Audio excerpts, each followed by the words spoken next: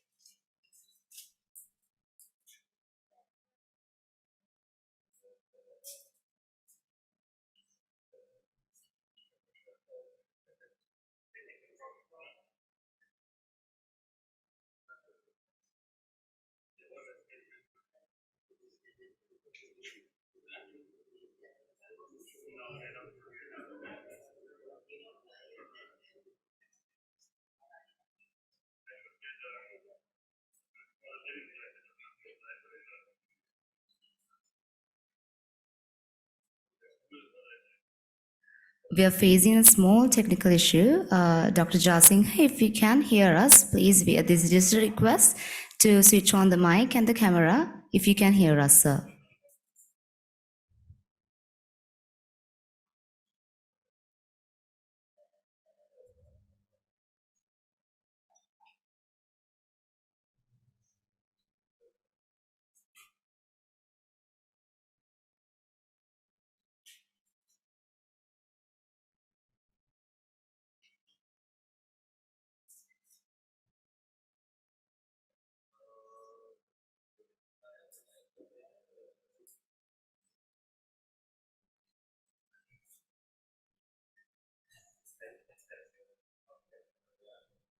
Dr. Jasingha, please switch on your mic and the camera. We would like to get a response from you.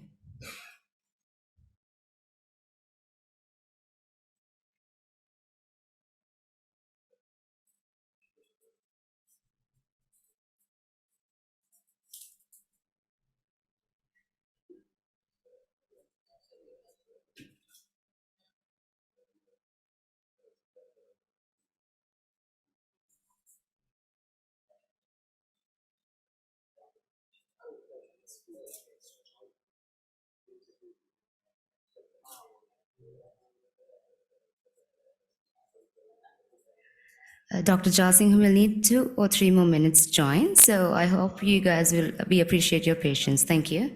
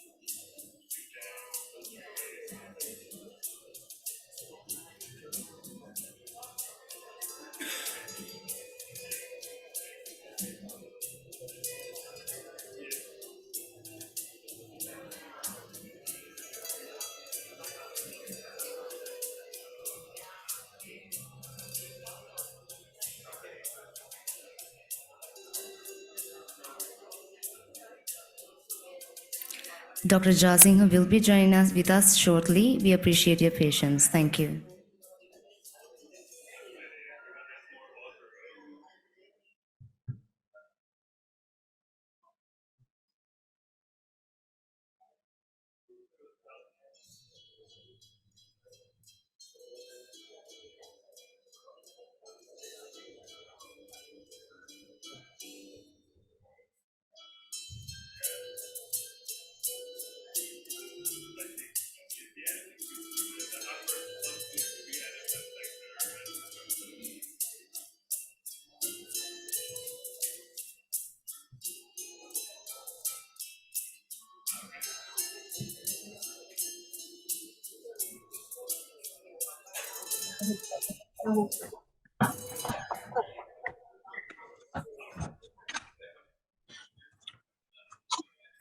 I think Dr. Jasingh with us today. So to start off the evening session, I would like Yes. to invite again Dr. Anil Jasingh, Secretary, Ministry of Environment, Sri Lanka, who is joining us virtually to address the gathering. Thank you, sir. Yes.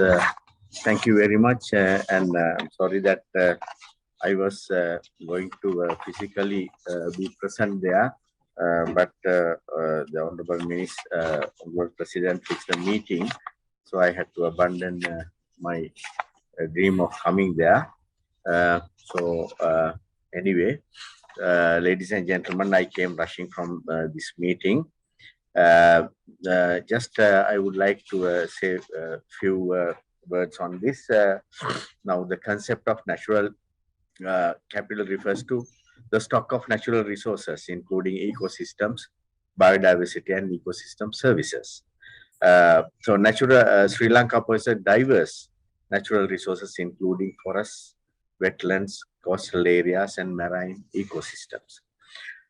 These ecosystems provide critical services such as water supply, carbon sequestration, and biodiversity conservation.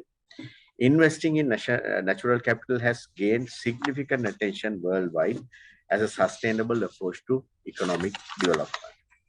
So there are types of natural capital investments: restoration and conservation of forests to help absorb carbon dioxide, maintain biodiversity, and protect watersheds; sustainable agriculture practices to enrich soil health and biodiversity and reduce dependency on chemical inputs.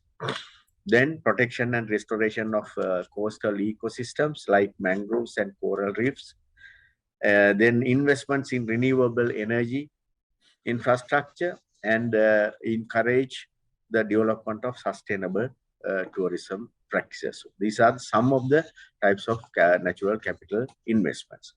So as we know, the natural capital potential of Sri Lanka is very high. So the potential of investments is also very high. If you take stakeholder responsibilities in investing in natural capital, that highlights the responsibilities of different stakeholders in investing natural capital. First and foremost, the government. Government role is in creating is in creating a policy framework that encourages investment in natural capital, provides necessary infrastructure, and monitoring compliance with the environmental regulations. Sri Lanka has the private sector's role is in adopting sustainable practices, investing in sustainable technologies.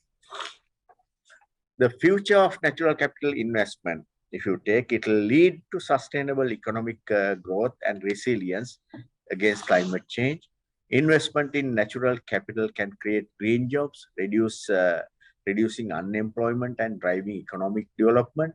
It can help in achieving sustainable development goals set by the United Nations by prioritizing the integrating natural capital considerations into policies and projects. Sri Lanka can unlock the potential of its rich natural resources while ensuring the sustainable future for its people, and then securing funding for international cooperations in various manners, in various bilateral and multilateral organizations. So what's in our sleeves? I mean, in Sri Lanka, in all what I'm going to mention now, there is a bearing on natural capital investment. In fact, if you take in Sri Lanka, today, we have a lot of, the government emphasizes a lot on green economy, making Sri Lanka a green economy, and then on natural capital investment, there are a lot of discourse going on. There is new knowledge coming in. Just to mention some of them, they are very, I would say, major undertakings that we have been undertaking recently. And that's why I would have been happy to be with you, because this ADB conference is a very vital conference in today's context. So following are the areas that we are working on. Now, Sri Lanka is currently amending its climate change policy to suit today's circumstances. Sri Lanka is currently developing a climate change act. So this act, in fact, will have the clauses over natural capital investment as well. So whereas, we never had such clauses in any of our legal documents. Then third, Sri Lanka developed its National Environment Action Plan, right? That is, we call NEP. From 21 to 2030, NEP elaborates natural capital investments in under various thematic areas. And of course, we were into amending the National Environment Act with 42 clauses, but today the Honorable President instructed that just leave it away and have an entirely new Environment Act. So we will have to work on a new Environment Act, but even the present one, we have added 42 amendments. And then, of course, Net Zero 2050 roadmap with sectoral responsibilities, we have assigned this task to an organization. And recently we had an open forum sort of validation, and validation is still going on. So once that is over, we will have the net zero 2050 roadmap ready.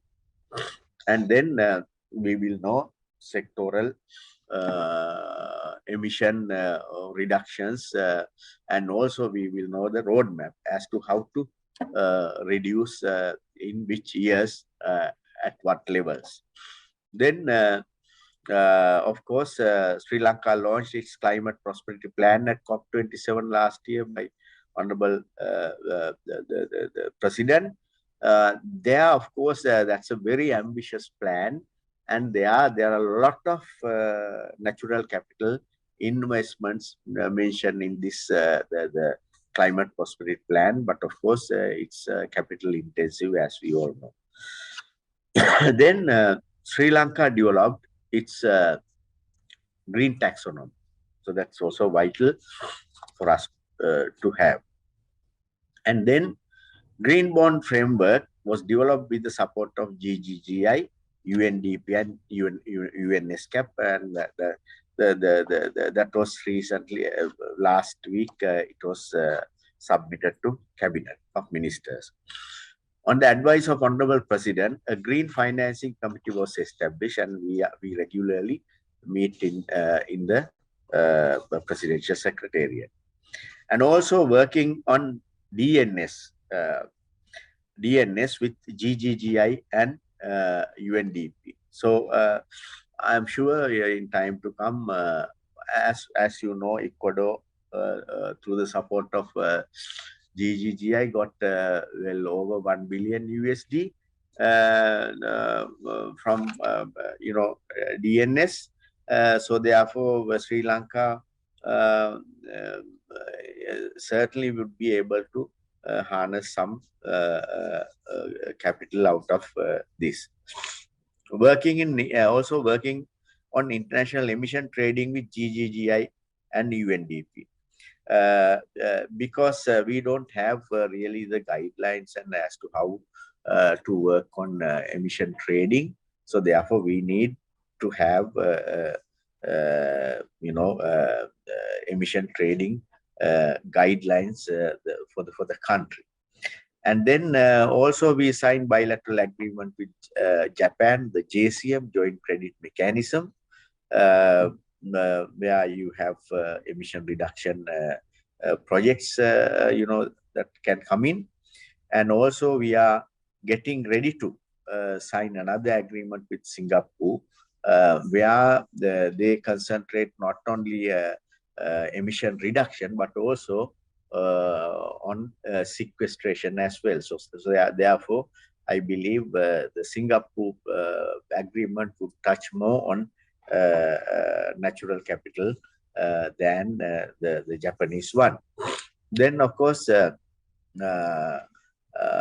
marine spatial planning is also ongoing, that had been taken to consideration, and it is being done. And also, we just started planning strategic environment assessment for the entire Sri Lanka. Earlier, it was suggested, to have a provincial SCA, but then it was transpired that, the provincially you can't block a country. So therefore, now we are about to start a project on strategic environment assessment of the whole country. That's the terrestrial. And then we just started planning. Lastly, Sri Lanka is unlocking certain constraints in renewable energy development. As we know now, it is expected, it is estimated that we really harness, we can, through only wind power, we can go up to about 20 gigawatts. So our entire electricity generation is, I think, less than 5 gigawatts. So that's the way forward. And I just told about the the wind power. So, of course, there are certain hurdles, certain constraints, and the government is, it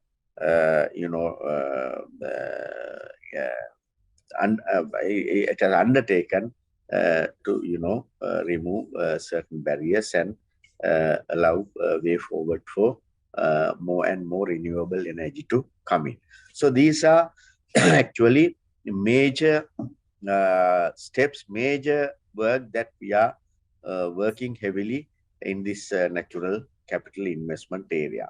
So I take this opportunity to for you to have good deliberations today, and if possible, for you to sort of, report us back salient decisions, salient points that you have discussed, because I know morning you discussed on the best practices in the world, and after my the remarks you will be discussing on Sri Lanka. I think all these deliberations would be important for us. Thank you very much.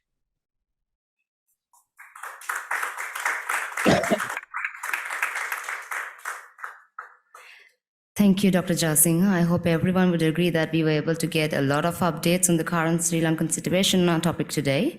Thank you, Dr. Jasinghe, for making your time to join with us. We now move to a panel discussion on what are the key investment opportunities in natural capital in Sri Lanka and why. Mr. Raphael Smith, Lead Scientist, Natural Capital Project and Senior Research Engineer, Woods Institute for the Environment of the Stanford University, USA. Mr. Shaman Vidanage, Country Representative, IUCN Sri Lanka Office. Mrs. Prasanthi Gunawardana, Professor in Environmental Economics, University of Sri Jayawardenepura, Sri Lanka. Mr. Anuradha Kumarasiri, Director General of the National Planning Department of Sri Lanka, Professor Gamini Pushpakumara, Senior Professor, Faculty of Agriculture, University of Peradeniya, Sri Lanka, and to moderate the session, I would like to invite Mr. Herath Gunathilaka, Director, Center for Poverty Analysis, Sri Lanka.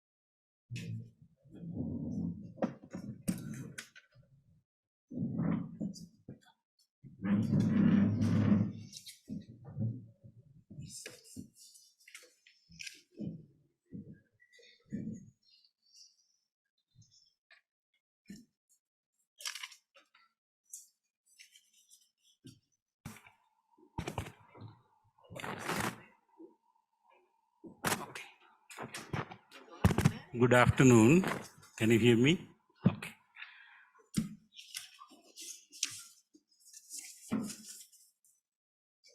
First item was in my agenda was to introduce the panel, but already introduction was given. Given the interest of time, I will skip that and directly go to the session. After explaining the ground rules, there are a few ground rules. One, that every panelist will get about 8 minutes to discuss the respective areas allocated to the panelist. And then I'm thinking of having a question answer session after the first round of discussion. And if time permits, I will give every panelist 1 to 2 minutes to give us any take-home message after the discussion, if there's any. But if time does not allow that, that chance will be given later. I will request the panelists to stay here for the next session. I think we will, the panel will actively participate in the next session. So please stay here. Now, actually, I'm very happy today to see this partnership between University of Peradeniya and Asian Development Bank. Actually, I was a student here and I was a staff here for 18 years. Then I was a staff at ADB for 15 years. So I have all the very good reasons to be happy here. And also this is a win-win partnership in my view, because ADB has started a journey to transform this financial institution to a knowledge bank. I believe that these kind of events and the follow-up action taken by ADB will enable as well as speed up this journey of ADB towards a knowledge bank. From the university's point of view, I think this is a golden opportunity for the university to work with ADB, mobilize some finance for some very important initiatives of development in this country and contribute to those developments through the resources available in the university. So with that little personal remark, I would like to get on to the subject. Let me first say a few words about the objective of this panel. As the strict instruction given to me by Mr. Sanath Ranavana, we are not here to continue our decade-long discussion on the importance of natural capital. Importance of natural capital has been established, and in Global Agenda 2030 that gave us sustainable development goals, sufficiently integrated natural capital concerns, the scientists, ecologists, economists, and others were talking for 2-3 decades. So that is done. So what is left now is some actions, as very well pointed out by my colleague Leile Son, that natural capital has been degraded to such a level that there's an urgent need to augment the supply. To augment the supply of natural resources, we need investments. For example, supply of soil fertility has been declined drastically due to soil erosion. Now we have to invest on soil conservation. So likewise, I think there's no need to explain the need for investment. I think when it comes to the investment need, let me first alert you about the magnitude of the need in investing natural capital. As you can see from this table, which actually was put together by a special committee appointed during the preparation of the Sustainable Development Goal, they estimated these numbers. As you can see, there's a large range because of certain uncertainties coming up with global level investment requirement. It's very clear that natural capital investment requirement per year is vary between 500 billion to 1.2 trillion dollars. That is global. This is a huge amount of money that we need to invest on natural capital.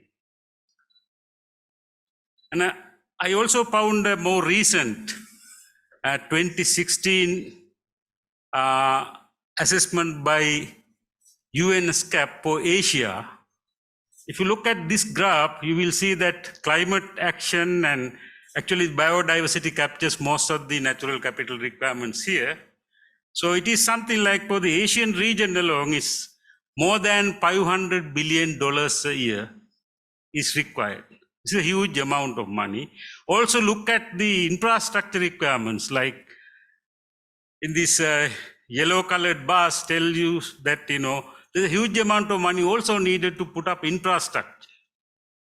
That is also, to ensure that economies are running and growing, which is also a big part of the sustainable development. So that money also should be allocated. So that's why I think it is very important to understand there's an enormous amount of needs to invest on natural capital. And in finding those investments, I think one of the mistakes we made in the past is that we totally relied on public sector money. Public sector money should come from either through tax collection or borrowing. In Sri Lanka, I think you know the tax situation very well. borrowing also, I think, may not be possible for project level loans for a couple of more years. So we are in a bit of a difficult time, but this discussion is not only for the immediate needs, but also medium and long-term needs. So as you all heard in the previous session, we talked about these green bonds, blue bonds, sustainable bonds. Actually, those instruments basically take the private savings for environmental management. This is the essence of these bonds. So when we talk about private sector, we are not talking about just companies doing some work on environment. We are really trying to get the private savings, somehow mobilize those savings, and then most of the work is done by the public sector in protecting and augmenting natural capital. So our next session, actually, Sanath is planning, he has a big matrix to fill. He wants to have some sound ideas from all the panelists on various areas where we need to do investments. Now, just to give an idea, let me suggest one way we can, do some investment in natural capital in Sri Lanka. Now, as you all know, Sri Lanka used to have about 4% people under poverty line. Now we have 26%. And I think the understanding probably within next 2 years, it might even increase further. So the government has already identified about 3.4 million households, and there are programs to provide 15,000 rupees per month per household, another scheme for 12,500 rupees, another scheme for 8,500 rupees. I think many donors have already, committed funds for these social protection programs. We can utilize this social protection program for natural capital supply augmentation like this. Now, if you think about 3 million households, if we can develop a program like food for work program for reforestation, soil conservation, cleaning up our beaches, and so on and so forth.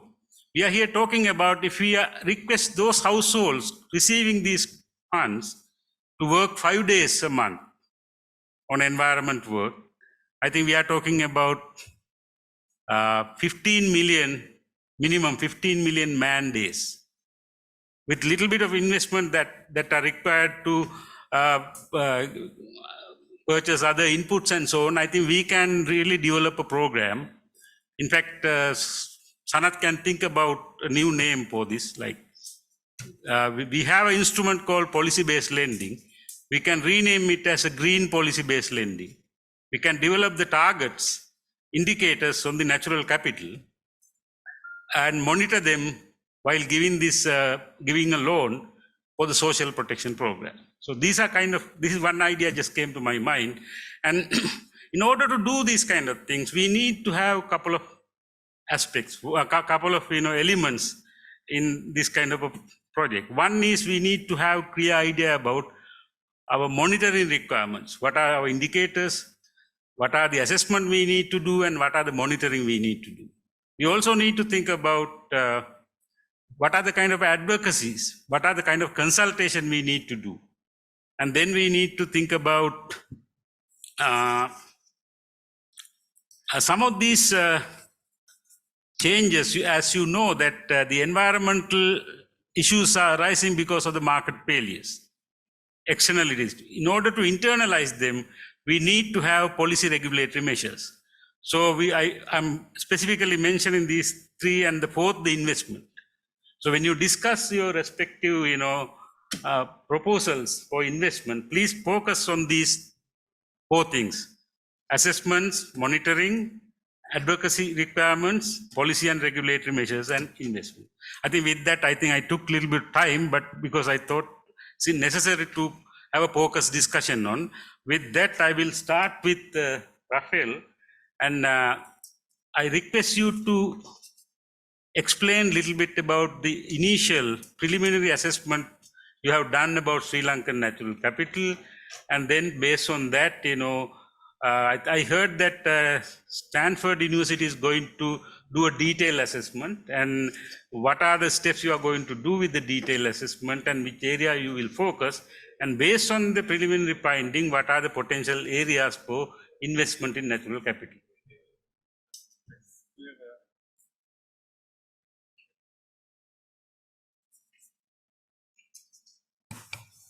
This is working?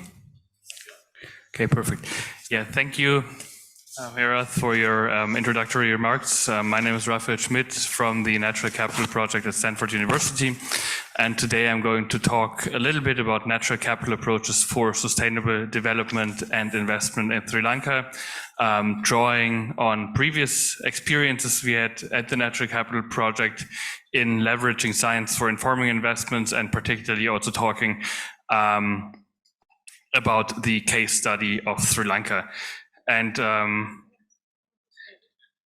as was mentioned before, there's now very wide agreement and understanding amongst science, amongst policymakers, amongst investments, that natural capital and ecosystem services are actually absolutely critical to meet some of the central challenges of the 21st century, eradicating poverty, ensuring safe access to drinking water, to food security, all under the backdrop of climate change. For all that, we rely on nature to provide, for instance, clean water and power, flood control, contribute to human health, ensure food production, generate urban cooling, climate security, and so on, and many other ecosystem services. And our mission at the Natural Capital Project at Stanford University is really to leverage a better understanding of ecosystem service and natural capital to inform sustainable development through investment and policy decisions. And based on our expertise here, we teamed up with some of our long-term partners at the Asian Development Bank, starting with the rapid natural capital assessment for the country of Sri Lanka. And I think talking about Sri Lanka here, it's illustrative not only for these specific results, but it also highlights the general natural capital our approach of the Natural Capital Project. So basically what we do here is we start with biophysical information for the case of this rapid assessment derived from mostly global data sets. So for example, land use data, which you see on this map here, climate data, topographic data, data on population density, and so on. We then use these data as inputs in models that we develop at the Natural Capital Project at Stanford that are named INVEST. INVEST is an open source modeling suite to understand and quantify many different ecosystem services, biophysical ecosystem services such as sediment retention, but also recreational values, tourism, and many others. And for the example of Sri Lanka, we modeled, for instance, water supply. Here on this map, you see dark blue areas indicate places where natural capital contributes more water than in the lighter blue areas. However, natural capital and ecosystem services only provides a value if there are also people around or beneficiaries around to actually use that water and these natural resources. So we overlaid the information on this biophysical ecosystem service of water supply with information about where people live and where they benefit from that water security, and derived an information on the water supply service. So you see that these maps are slightly different because we basically overlay information on beneficiaries with the information on the biophysical supply. And we repeated this exercise not only for the water supply service in Sri Lanka, but we also looked at blue carbon sequestration, we looked at tourism value, and we looked at green carbon. And we selected these ecosystem services in close collaboration with our colleagues at ADB, who guided our selection of these specific models as being particularly pertinent and relevant in the context of Sri Lanka. We can then, of course, analyze these data in separation. So, for example, we can identify where's the greatest value of blue carbon or where's the greatest value of tourism on a landscape scale, on a national scale for the country of Sri Lanka. But we can also overlay these different informations, which I show you here in this next map, where basically dark red areas indicate where there is a good agreement or like a great agreement between the key delivery of different ecosystem services. So basically areas that are red indicate areas that are important for each of the 4 ecosystem services that we modeled. So this in terms of biophysical modeling. Now the question is that, of course, this should not be only an academic exercise, and that's actually why we are here now and what will be the next step of our analysis.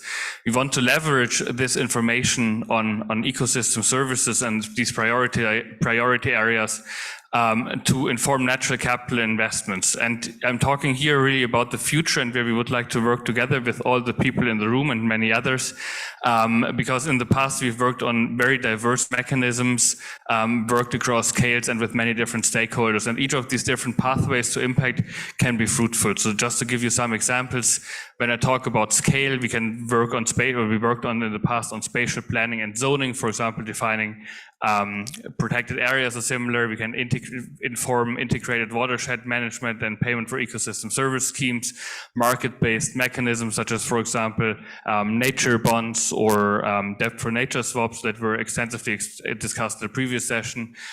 We can inform regulatory mechanisms or multilateral and bilateral agreements. As a function of which mechanism we are targeting, different scales come into play. Local scales, watershed scales, provincial, national, or global scales can all be relevant and can all be addressed with our modeling framework.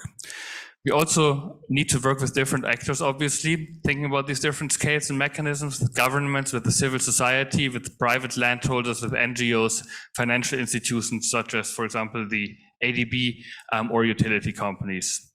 Our approach is also very much not a linear kind of like one-way street, but it's a circular approach by design and iterative approach by design, where we can use initial assessments such as the one that we did for Sri Lanka to refine our models, to add additional models of ecosystem services, and to add monetary and non-monetary valuation aspects.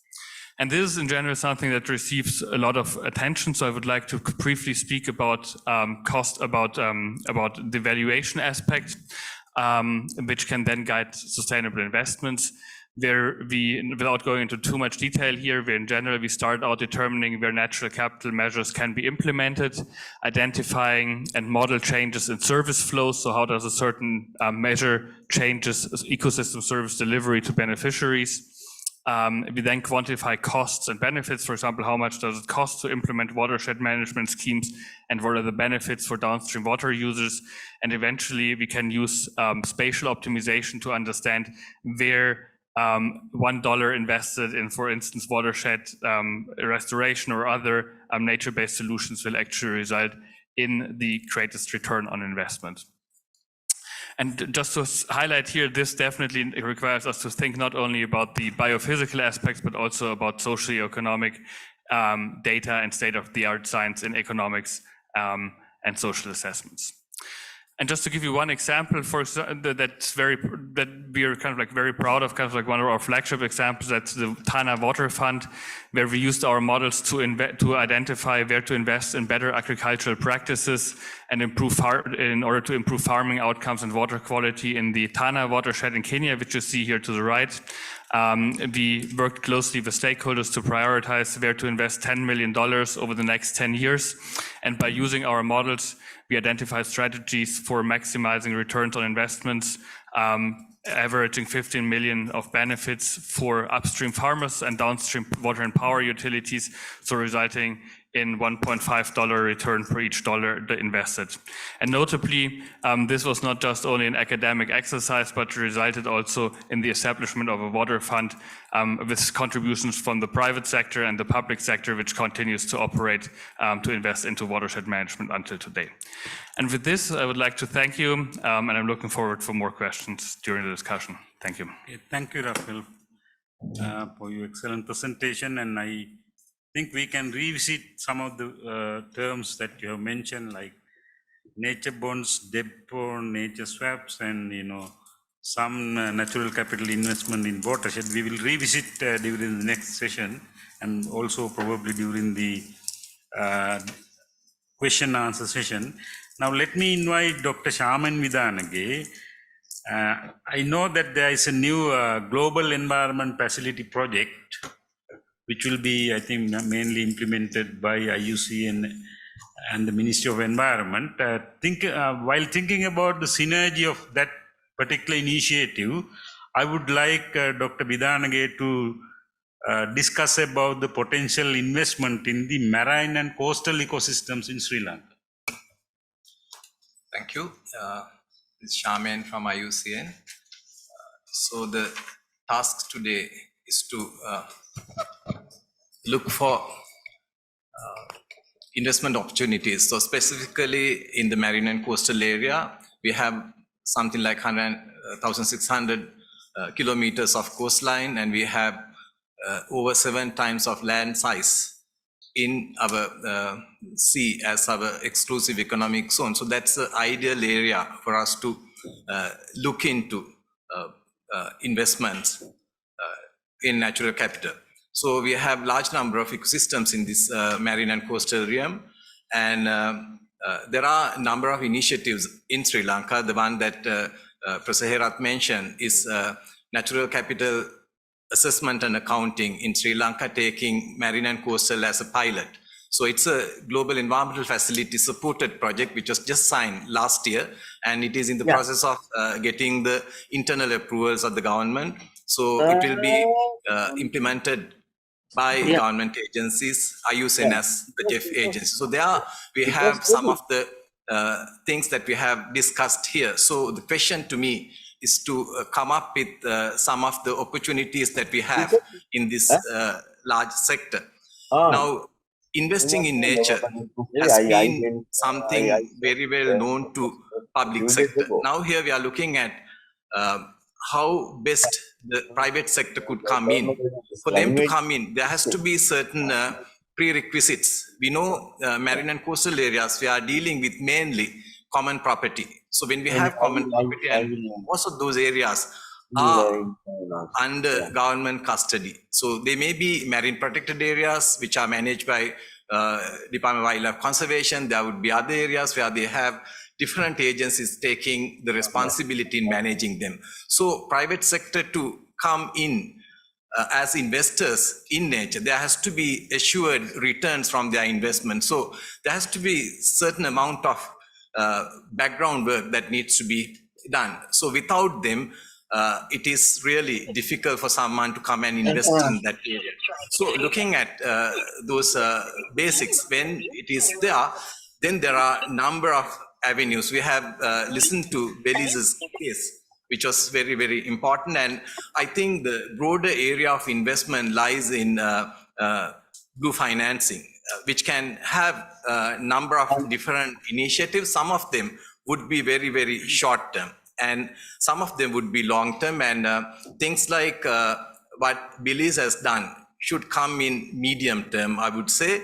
For you to have that, we have to have things like marine spatial planning that has been mentioned previously. So we need to know what we have in our marine and coastal area. So when that is there, then we can tie it to some of the commitments. Now we know we have Kunmin Montreal Global Biodiversity Framework 2022, where 30-30 targets are there. So we all as a globe expected to conserve 30% of marine and coastal areas. So when we have the marine spatial planning, which is very similar to strategic environmental assessment that we do for terrestrial areas, so with that we can come up with different options within which the private sector can come in. So things like sustainable management of a given area, which would lead to sustainable tourism, would be one good way of private sector could come in. So they can invest in managing a given system where there are returns from the investment needs to be assured by whatever the management mechanism. So that is one of the areas. Then like what Belize has done with the marine spatial planning, we can go for blue bonds. And there's a lot needs to be done in that case. And in the Belize's case, there were few key agencies, the Minister of Finance, then Nature Conservancy. They have been there for 30 years working with Belize on nature conservation related activities. Then they had Multilateral Development Bank I hope we have ADB to fill that place, and agencies like IUCN also has been in this system over 30 years, so they have been working very closely with the government. So I think we have these players also available. Then in the morning, Andreas was mentioning about the incubator on blue financing at ADB. So there's a lot of work taking place. Apart from the Jeff initiative, there's another initiative on the same subject, looking at blended financing for Sri Lanka through Global Fund for Coral Reef. So that is also happening at the same time. So ADB initiative, Jeff, GFCR, plus there was a mention about a UK initiative on the same area. So if we put all our efforts together, we should be able to fast track where we want to go. And it would be a very large resource that we have for blue financing in Sri Lanka. So there are a number of things I may not get into details, but blended finance, let me say a few things about the blended financing, where we are trying to put different players into, we are basically providing a framework where you can get different investors with different risk-taking capacity. There could be parties like impact investors, where they would come in investing in nature without expecting a market return.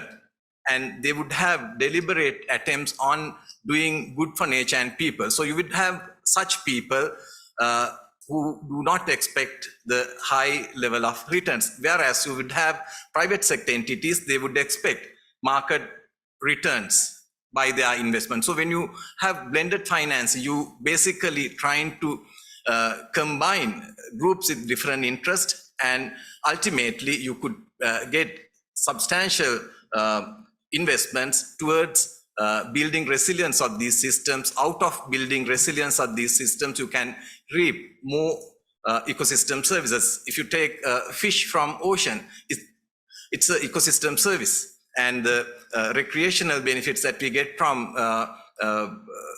tourists who go on marine areas is a cultural service from ecosystem service from these systems. So getting the framework in place and providing some kind of assurance of sharing benefits would be necessary. Then that needs to be supported by policy framework, so that we could make use of available resources around us, which is huge, for generating resources for building resilience, which would lead to better income for people and taking care of nature.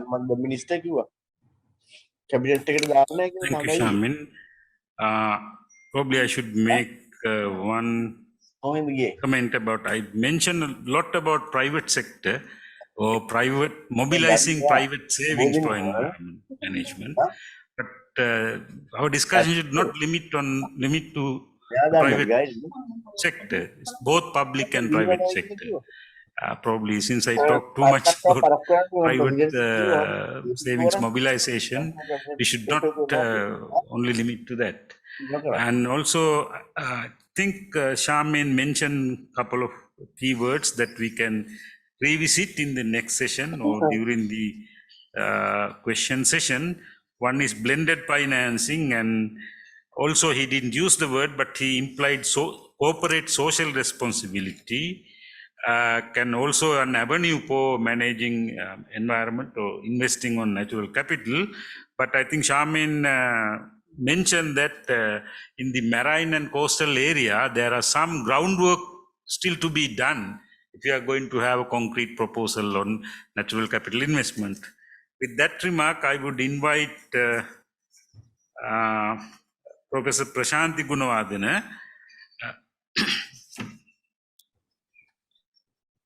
Given that you have your extensive work on environmental valuation, I would like you to elaborate a little bit how these values can be utilized in designing ecosystem service payment system, particularly focusing on watersheds. Yeah, thank you very much. I have little bit of figured presentations. So first of all, let me talk about the global context of this value, although Dr. Gunatilaka has initiated a few words on this.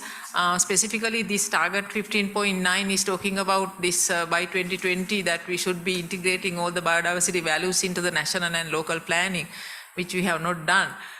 Anyway, and in relation to the other global conventions, we have these Aichi targets of biodiversity talking about a lot of environmental valuation, plus this global framework of system of environmental economic accounting, SIA system, also, force us to do the valuation. So within this background, we can, with due permission from Mr. Hanavana, that I still wanted to talk about a little bit on this local legal context, because whatever we are going to do in this country will have, implications from these laws, because integrating environmental values has been necessary under these 4 legislations, National Environmental Act, Dr. Jasinghe mentioned, and the Electricity Amendment Act, Marine Pollution Prevention Act, and specifically Environmental Conservation Levy Act, which enables us to do, this kind of taxing, subsidizing environmentally friendly, unfriendly activities. So, having a knowledge on this would have a, specific background on the next level of our workings. So when you look at the values of forest of Sri Lanka, I would like to, take you through the little bit of figures that there has been everywhere. Like, it's all not myself done, but done some in the Peradeniya and some in our Javadanpura and so on. So this has been categorized under the 4 headings of ecosystem services, aggregated for the entire country, given in rupees billion, timber products 100 billion, non-timber 9 under the provisional services. So this was part of the green accounting exercise we did in 2012. So updated values would be much higher. So the regulatory services, for example, aggregated under the IPCC guideline for the entire carbon greenhouse gas inventory of our country, carbon sequestration has a value of 33 Sri Lankan rupees billion, and then the mangroves for fish breeding. You can see these intersectoral linkages that we have looked at, and then the pollination for the fruit crops and the coconut crops in the country, plus the watershed values of the rainforest in terms of the facilitating the crop growth. So total comes to 144 billion. Then we have the cultural services. Dr. Shaman also mentioned about the recreational values of the major national parks. I'll show you the list in a moment. And then, the specific category of non-use values of various, systems of the country.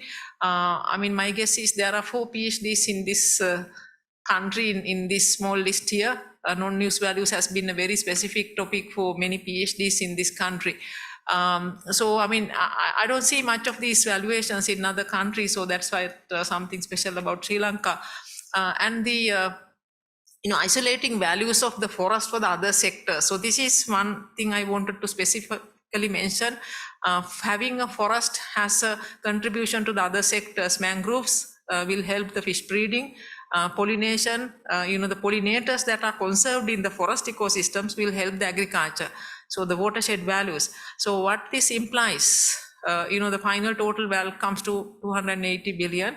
As I mentioned, these are not accounted in our national accounts. So there has to be some, proper accounting system in order to bring them into the, light of the decision making. These are the kind of recreational values. Somebody was talking about in the morning, Professor Kodituakku, that he did this Peradeniya evaluation sometime, I think more than 20 years ago. And, most of us here, like, our master's, PhD thesis, some of the parts are here. So I think, some of the participants here, their thesis should have been here. So the species valuation, botanical gardens, these have been all estimated for like, the last 20, 30 years, but nothing has, gone forward in terms of the policy implications. So this is the value of Singharaja Forest Reserve landscape, taking into account this, 30,000 something hectares into account, where you look at all the contributions coming from the hydropower and so on. So the key point I wanted to say is that, pay for the ecosystem service providers, we need to establish this institutional mechanism, because CEB uses the water conserved by the forest department, National Water Supply and Drainage Board uses the water conserved by the forested watershed. Agriculture sector uses the pollinator services provided by the forest department, and plus they deplete it with the agrochemicals. So the fishery, mangrove linkage, hotel industry, this entire set of recreational services are, the main profit gainer is the hotel industry. So let me, go into little more detail about how this can be, quantified and bring into the decision making with the actual number. So this is about soil erosion and hydropower linkage modeling in the Rantabe Reservoir, done with the Stanford University model of INVEST model, where we looked at 3 land use interventions that were modeled into the different types of sedimentation that comes to the Rantabe Reservoir. So what we found was the power generation facility, the Rantabe Reservoir, can just operate themselves, accepting hydropower losses, but also they can think about thermal power losses, and then the power loss, in order to overcome, they can generate thermal power, plus they can look at dredging the reservoir and getting the hydropower back, and without any thermal power. So looking at these options, we can think about how to develop an implementation mechanism, because soil and water conservation intervention will reduce the soil erosion rate, and it will result in a total saving. But who should pay the full cost? Because the landowners require money to do that. So the power generation facility can do it, because there's some money that they are going to save in their dredging, so they can pay it. But according to our calculation, that money was not adequate. So then we looked at what are the other mechanisms, like for example, the eroded soil means nutrients are lost, and the fertilizer is additionally you have to supply. So what if we increase the soil conservation and thereby reduce the cost of importing fertilizer? So then fertilizer importing authority, or maybe the agriculture ministry or somebody should bring into this scene again. So these are the kind of lessons that we can learn. This actually, the natural capital values establishment will have will show the least cost approach that could have been taken by the government. Dr. Gunathilaka emphasized that the government has an additional role to play, or additional information will be generating from this whole exercise. Government could allocate their resources in a better way, because they can look at the least cost option: reservoir dredging, or soil conservation, or fertilizer import, or the conserving soil. And plus, I would like to take one more minute on challenges in this whole exercise of economic valuation that lead to the economic accounting, because values depends on the wealth, and the poor have less of it, so therefore values are biased towards the wealthy. So this we have to think in a serious way. And there are uncertain and the non-linear outcomes of the ecosystem changes. So we have, in the landslide, so landward, we have a lot of experiences that the non-linear outcomes, and then seaside, we have this Express Pearl ship accident, change the whole scenario of blue economy, entire blue economy.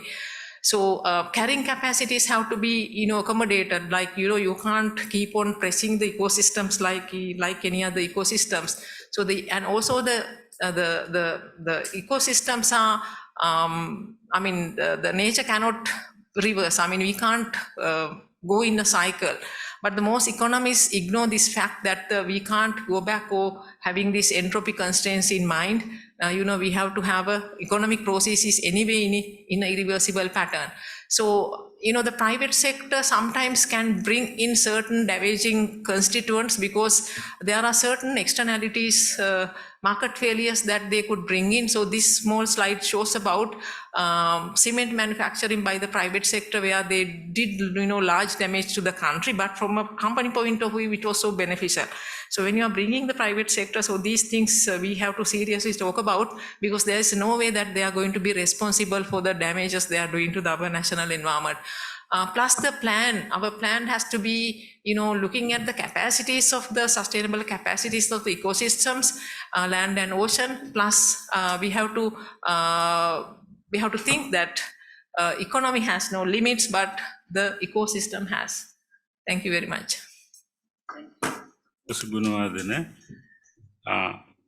I think one of the things that I like to highlight from her presentation is that She gave an excellent summary of the values.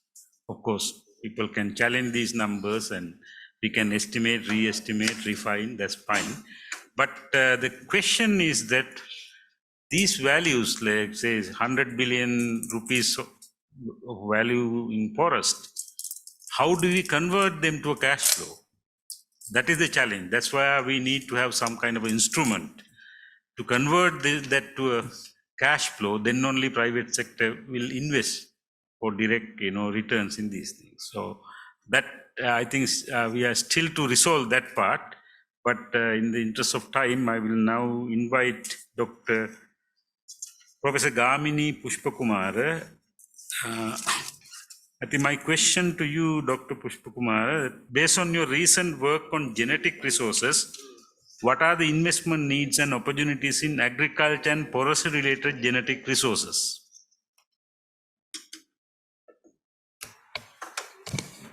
Okay, thank you very much, Dr. Gunatilaka. I'm trying to share actually some of our experience, our team's experience with respect to investment potentials of agricultural genetic resources.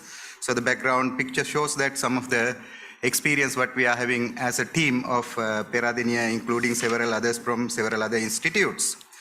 If you take about this agriculture genetic resources, and they have done some kind of a, it is unique actually in most of the cases. In the country, we have unique genetic resources, and it has been documented up to some level. And gene banks established not only in the government with the government funds, but also with the private sector initiatives as well as the community-based initiatives. And then we have a protected area network, as some people mentioned.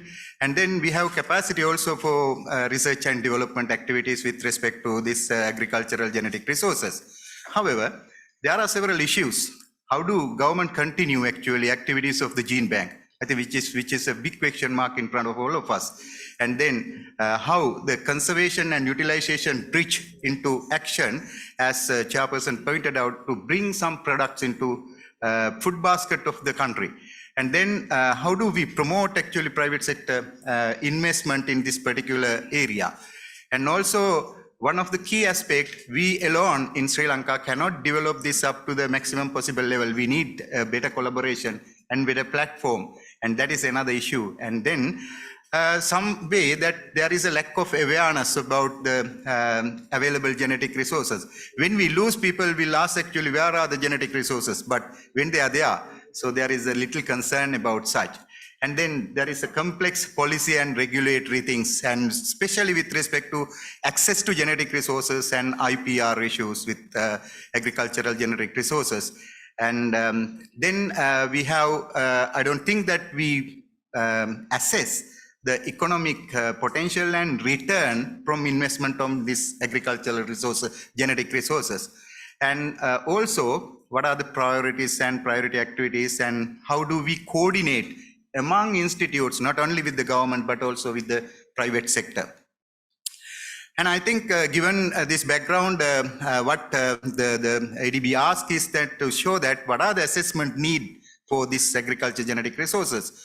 So one key aspect is that before we utilize them, we need to understand the morphological, genetic, and the chemical characterization of important and valuable species. So we have unique resources, and we need to identify how we're going to use them as a species, as well as more importantly, as a potential pool for genetic resources, especially for breeding, which is necessary to address the issues of climate change and the resiliency, especially in the agricultural systems. And more we understand the genes and genetic resources, better our system going to be in utilization.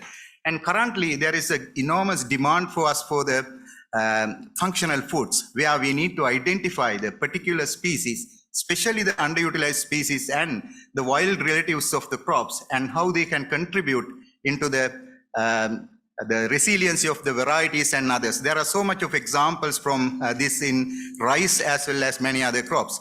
And also we need to check actually the quality of the agricultural genetic resources. We have established a gene bank with something like 16,000 accessions from different crops, but have we done actually that the total collection there, and whether we have get all the repositories there is a question actually. And then ask a question about how to monitor. Now, what is more important is that if you lost something, this genetic resources, it's going to lose one of the opportunities. I think in that respect, we have to think about that. So genes, species, and population, and their survival and their occurrences, and then sustainability in the natural system as well as the man-made agricultural system. And then level of conservation of all these agricultural genetic resources as well as quality of the conserved agricultural genetic resources. So those are the key aspects for monitoring of this, which can be benefited actually not only Sri Lanka but also the global community. And then there are a couple of advocacy and the policy issues which has to be resolved before actually we use this kind of resources, especially beyond Sri Lankan context. One is that we need to look about the enabling policy rather than the disabling policy, which we're talking about for ages, for genetic access to genetic resources and benefit sharing from genetic resources. Because if we find actually good genes and genetic resources, it's not going to be a property of ourselves alone, but it's going to be a property of global community. And then we need very clear understanding about how we're going to use this genetic resources, access to genetic resources. And then some of the IPR issue, clarifying about IPR issues and the property rights aspects is need to be addressed actually in an enabling way rather than in a disabling way of utilizing of this agricultural genetic resources. And then a lot of places actually genetic resources are conserved at the moment by not only the natural forest and natural vegetation, but also the custodian farmers. They are having with particular varieties with particular characters for particular uses. And then we need to think about that, how we're going to link and bridge all these researchers, farmers, government communities, and international communities together to bring this important aspect into our food basket and probably to support poverty reduction and the malnutrition and food security issues. And then how do we make a kind of a institutional coordination and international cooperation issues? Parallel to that, let me to summarize what may be the investment opportunities with respect to the issues and areas that we need to concern. Yes, we have gene banks and the community gene banks, etc. But still, with the latest and modern technological issues, we need some kind of a infrastructure technology and expertise support for this particular aspect, especially for storage of seeds and conservation and access to genetic resources. And then more importantly, we need to bring the private and public sector partnership to accelerate what we are having to disseminate into the users. One good example is Department of Agriculture has produced MICH variety which has been accepted by farmers, but department itself cannot produce the seed, and now public and private partnership bring that, but still it is not enough. We need more and more, and it has to satisfy with the quality planting material. And then cutting edge collaborative transdisciplinary biotechnology research to harness the potential of agricultural genetic resources, which is the key to bring all these genetic resources into action, along with bioprospecting and commercialization issue. And also these agricultural genetic resources need to bring into eco-friendly aspect like the resorts and nature trails and agriculture heritage, because traditional knowledge alone with a very good area for ecotourism. And capacity building is a need aspect. Finally, we need actually good campaign to popularize this agricultural genetic resources among stakeholders for better utilization of these resources, which is a kind of a global resources what we are having. Thank you very much. Thank you, Dr. Pushpakumara, for your excellent presentation, especially that you have strictly, focused on the 4 aspects that I want you to discuss: the assessment needs and advocacy, policy. In fact, when you discuss the policy, actually, I felt that your concepts can be further developed to investable project. Through even as a part of a policy-based lending, we might be able to conserve genetic resources as well as commercialize them for the use of agriculture and ecotourism. Now, our last panelist is Mr. Kumarasiri. Mr. Kumarasiri has been in the government's public sector for about 27 years and bringing a lot of experience on various aspects. Now, as I mentioned in my discussion, that the government need to create the enabling environment for both public and private sector investment on environment, because we need to correct the market failure. That intervention through either policy or regulatory measure or information dissemination, various ways we can do that. Now, my question to you, Mr. Kumarasiri, that, what are the kind of initiatives government has already taken, or in your view, what initiatives need to be taken to create that enabling environment for investment in the natural capital sector? Yeah, thank you very much. I have to first thank ADB, who organized this forum for the private sector, government, civil society, academia, and all, jointly having a consultation and discussion, deliberations with the whole day. And I just want to thank again getting the international experience, especially Uruguay and the Belize, and also China. And when we look at it, most similarities with the Sri Lankan context, especially I just note down some figures. The Belize, they are the debt around 133% of GDP, whereas Sri Lanka around 120. And of course, they invest these blue bonds to get investment into the Belize, and also Uruguay also they are issued the sovereign bonds, and why not Sri Lanka? And of course, we started this process not now, as he just mentioned. We started last several years at the government side how to invest these opportunities for Sri Lankan context. And of course, we started with discussion with the professor recently, and Green Book published by UK government, and how we can make it for Sri Lanka context, and we are working on it. And just very recently, and I was very see the figures Professor just highlighted and presented. It is with the government. She has done this process and analysis that already submitted to the government for consideration and for making way forward, and that government has taken some initiatives that will support for the public, of course, and the private sector. And I don't want to highlight it many, only Dr. Anil Jasingh has highlighted many government initiatives taken various agencies. But of course, President Secretariat has established a secretariat for overall environment related green blue bonds, and that secretariat, all the government private sector engagement is there. And apart from that, he's talk about the marine plan, spatial marine plan that will be responsible of the national planning in future.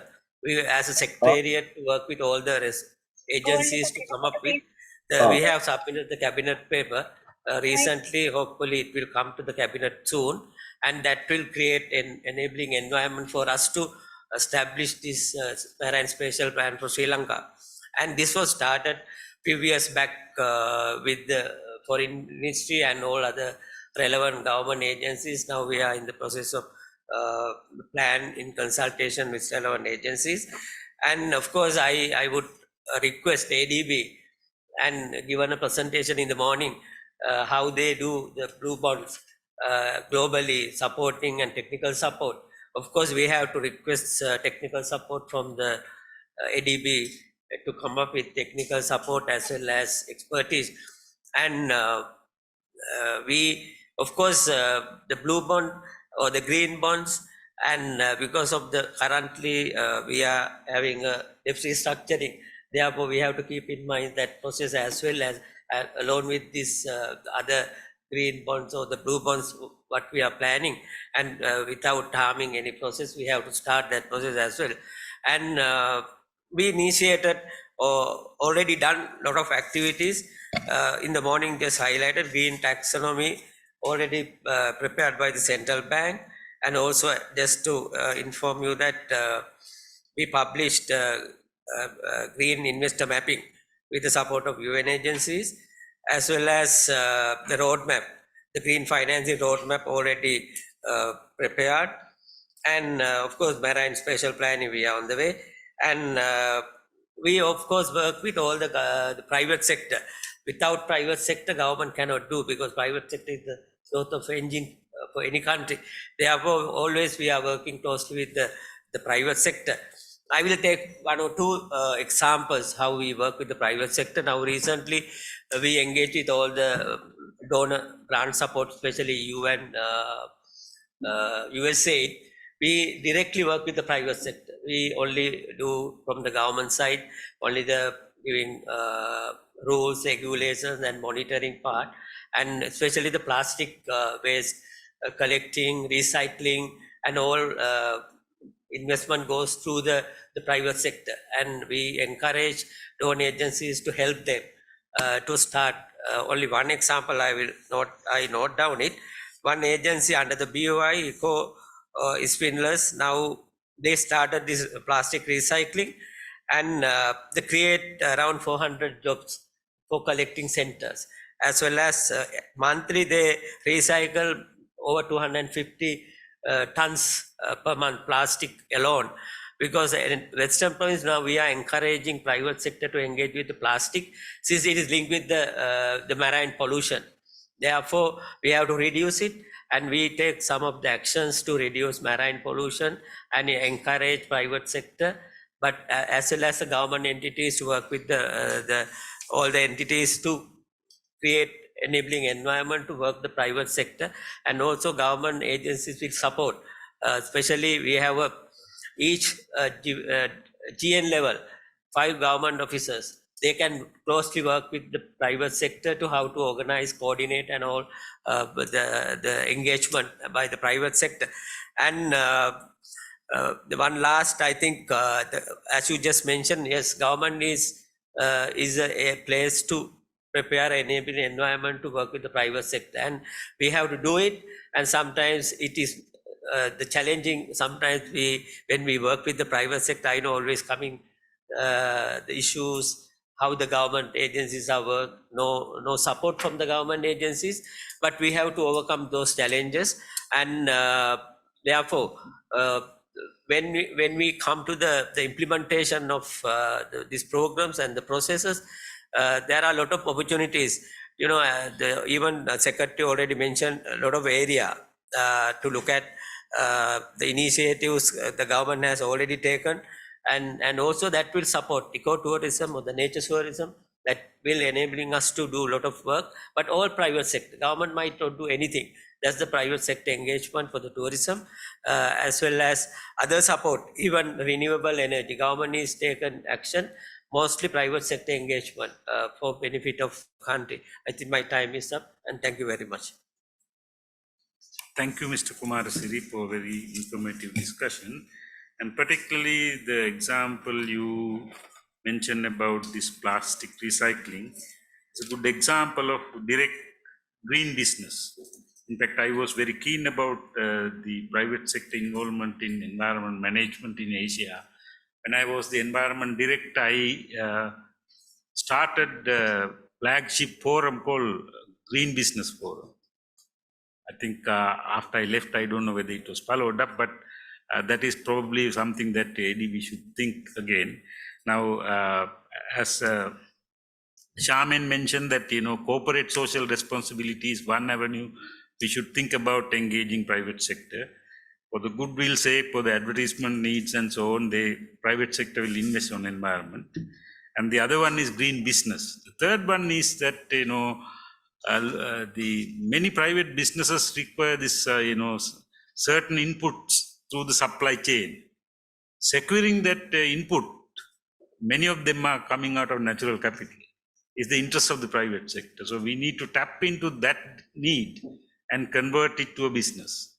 So those are some of the, you know, major avenues for tapping the private sector resources for natural capital protection and sustainable use. Now I think it's time for us to have a discussion, question and discussion session. Please identify yourself and also direct the question to the panelist. And now floor is open for questions. I'm sure you all have heard some exciting ideas which are probably not fully elaborated. You can ask that kind of questions, or you can challenge the panelists if you like. Some of the ideas they may have put forward may not be right in terms of your thinking. So it's all possible. Please. Professor Kotagam.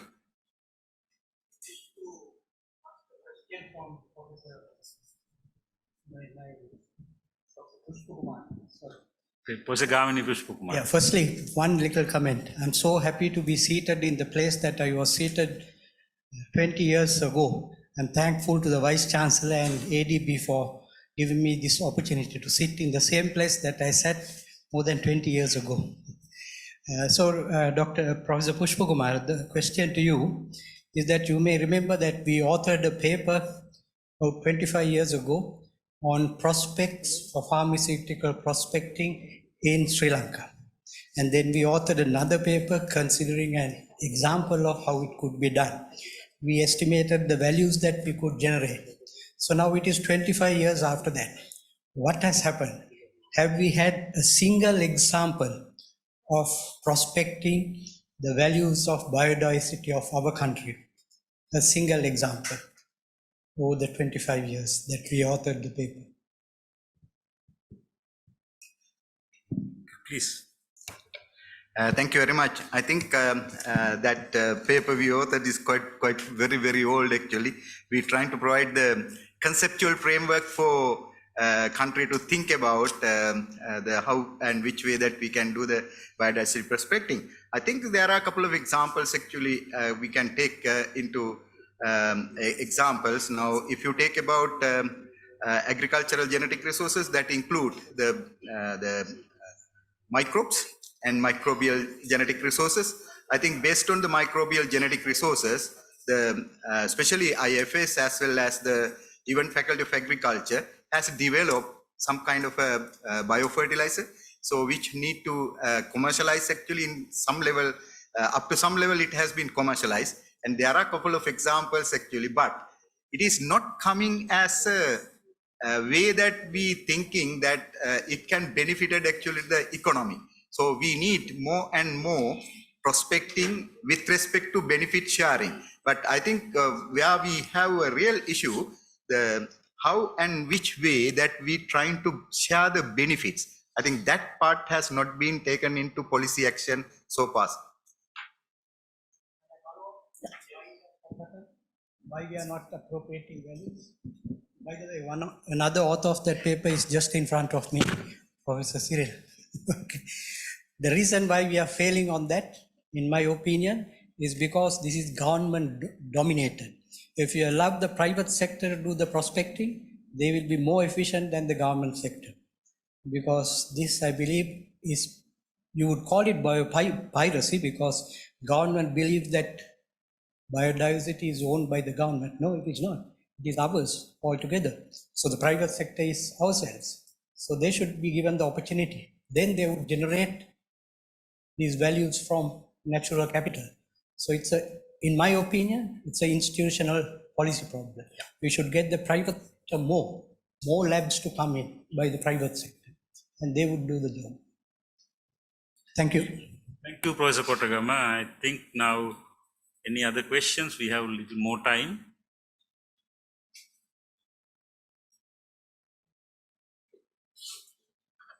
Dr. Parakram Veligamaki. My question is to Raphael. Thank you very much for doing so much of great work on Sri Lanka. And one thing I have to know is that now your work, how public is that? Is it available for Sri Lankan people to use what you have generated? Through the Natural Capital Project.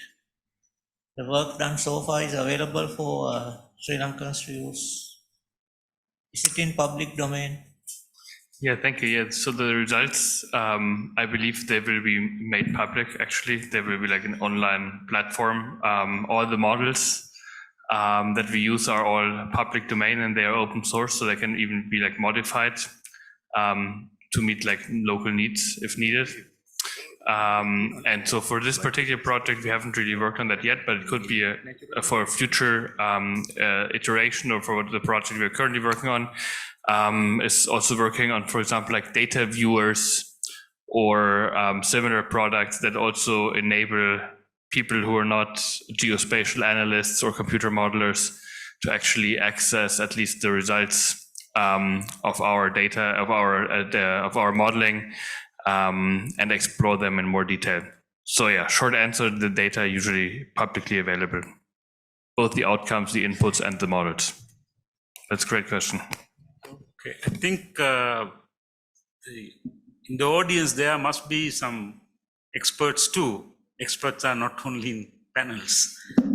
Some of the ideas came from the panelists about potential investment in various areas, but probably some of you have some great ideas too. So please, I mean, it should not only be a question, but if you can come out with any suggestion, because the whole idea of this panel is to lay the foundation for the next panel, which will identify some investment opportunities for ADB to further work.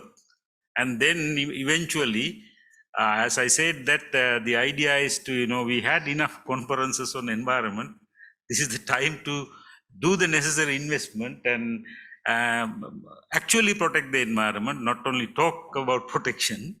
So if you have any great ideas, any ideas on natural capital investments, even the panelists, I mean, can intervene here if your time constraints did not allow you to say something, but especially I'm interested about the investment opportunities.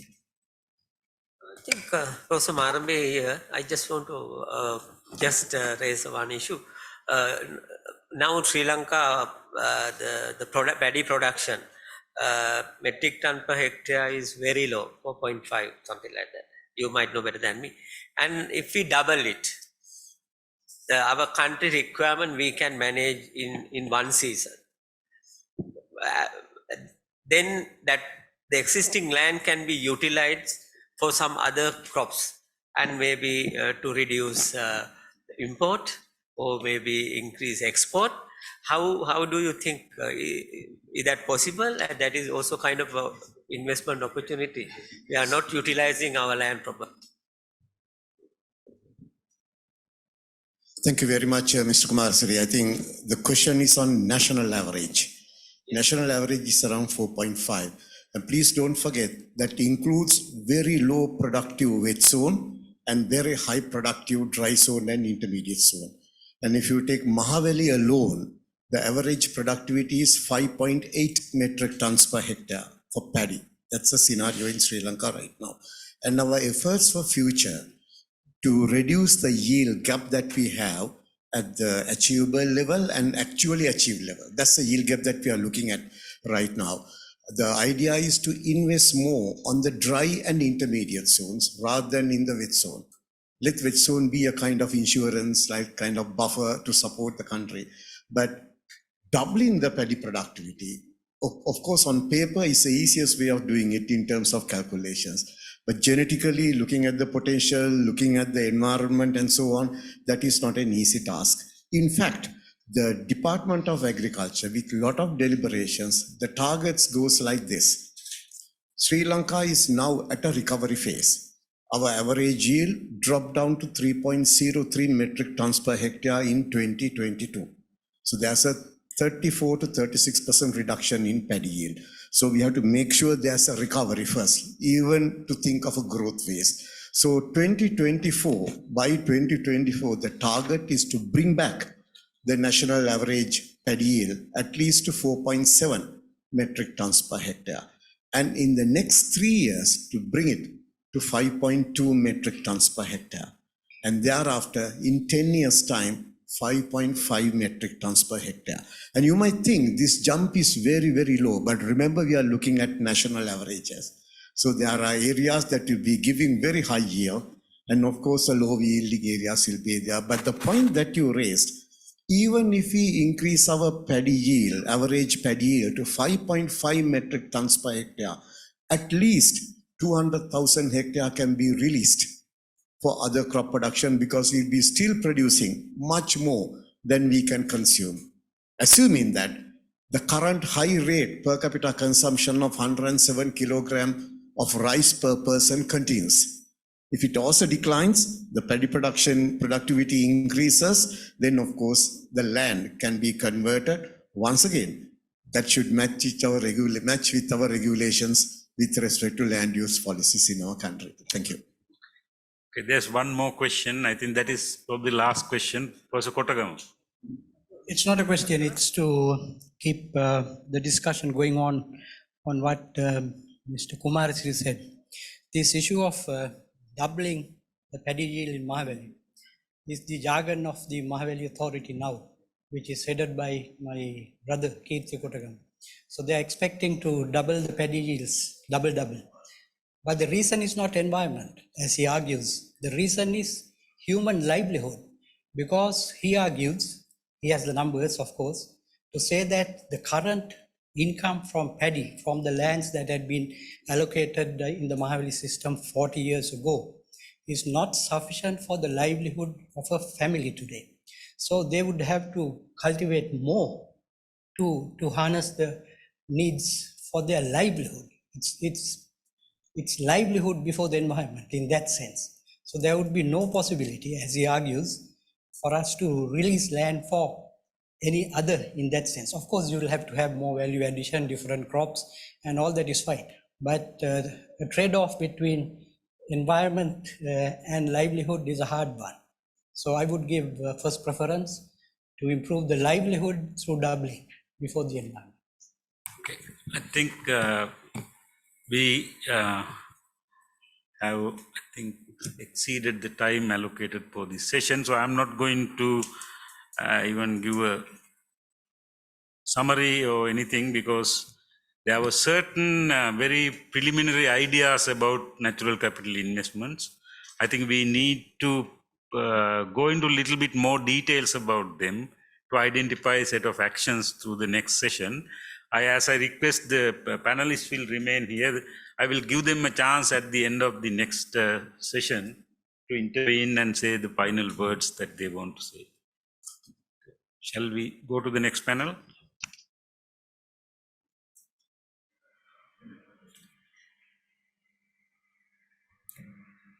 Thank you, Mr. Herat Gunathilaka, and the speakers and all who raised the questions. In the meantime, next we would like to carry out the discussion on a plan action for investing in natural capital in Sri Lanka. I would like to cordially invite Mr. Sanath Ranavana, Principal Water Resources Specialist, South Asia Department, ADB. During this session, Mr. Ranavana will share a template on screen on which he will capture the inputs from this discussion to develop a plan of action for investing in natural capital in Sri Lanka.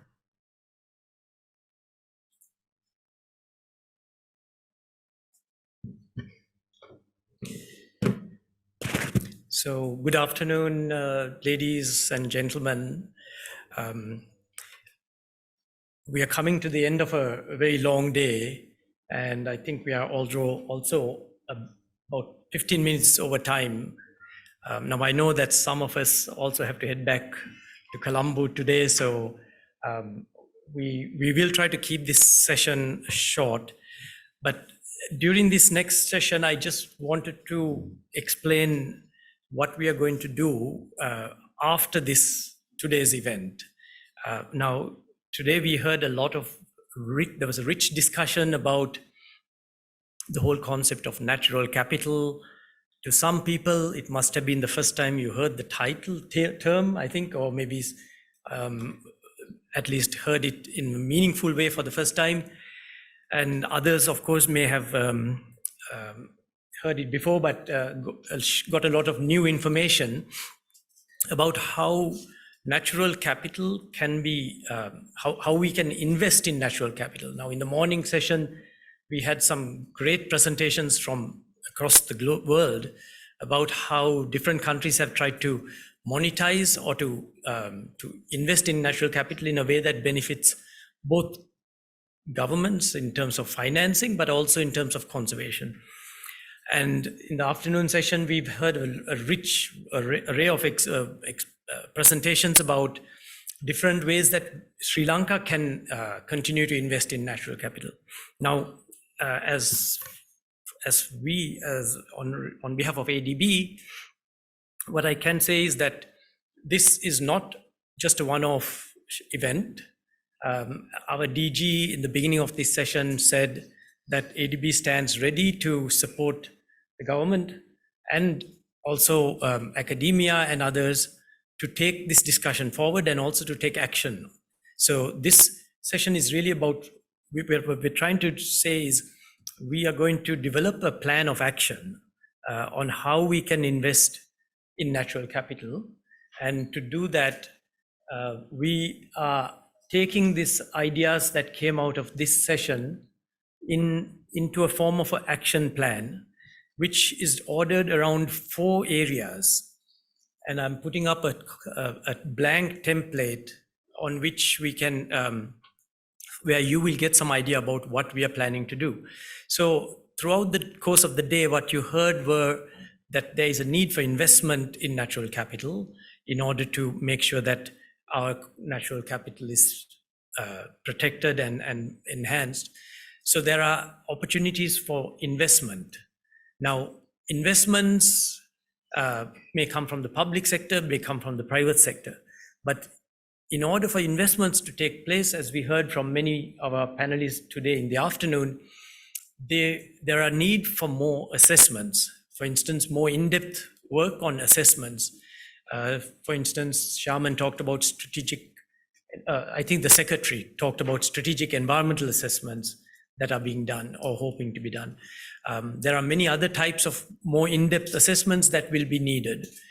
At the same time, there's a strong need for more monitoring of our basic benchmarks or to our baseline of what natural capital we have at the moment. What is the current status of the natural capital?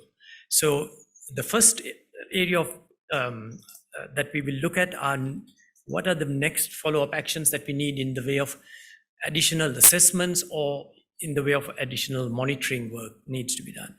Then secondly is a category called advocacy. Now, we are talking about issues about how can the private sector invest in natural capital. Dr. Kotagama's comment just now was very relevant to this topic. There is a general belief that biodiversity prospecting is a very dangerous area, and that therefore it should be protected and it should not be allowed to be done by anyone.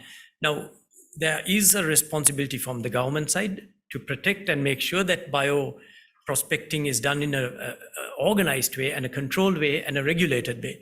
But when we talk about bioprospecting, the immediate word that comes to mind is biopiracy. And that's because there is a lack of perception about the role of private sector in the role of bioprospecting. So there may be a whole lot of actions that we need to do on the area of advocacy or awareness. So we'll try to identify some of those actions.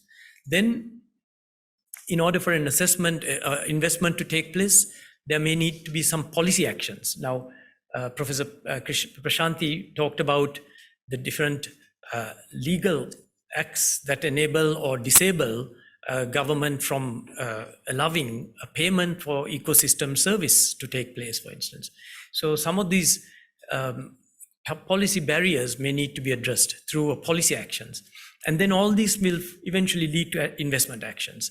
So from these sessions, particularly this afternoon, we got some good ideas, and we will try to list all these and come up with something like a document which talks about actions that can be taken forward. Now, these actions, we as ADB are willing to take them forward through various mechanisms like the Blue Bond Incubator Program. We can help. We have a partnership with Stanford, which will do further assessments, and that partnership we will take forward. But these actions are not just limited to ADB.